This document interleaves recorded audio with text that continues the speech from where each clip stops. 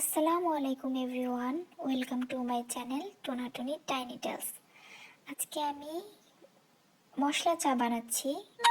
আমার ছোট্ট একটি সসপ্যান আছে সেটাতে। এটা আমি বাংলাদেশ থেকে নিয়ে এসেছি। এটা যখন আমি ইউনিভার্সিটিতে পড়তাম তখন হোস্টেলে আমি এটাতে চা বানিয়ে খেতাম। তো সেটাই আমি বাংলাদেশ থেকে আসার সময় এটা নিয়ে আসছি ফিনল্যান্ডে। তো এটাতে আমি রেগুলার চা খাই।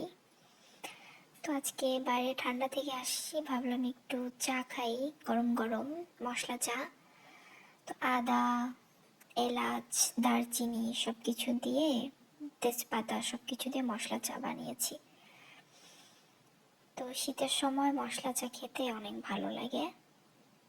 চিনিটা আমি পরে অ্যাড করি, যার যেরকম কম বেশি ইচ্ছা সেভাবে নিয়ে খাওয়া যায়। তো আমার জন্য আর আমার হাজব্যান্ডের জন্য চা বানিয়েছি।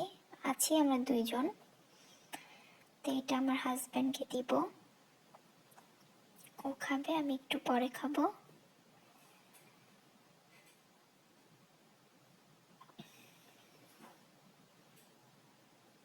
গরম গরম চা খেতে অনেক মজা।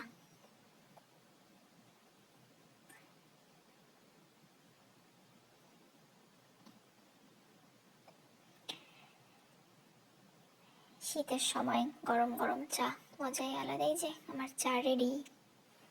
আল্লাহ হাফেজ।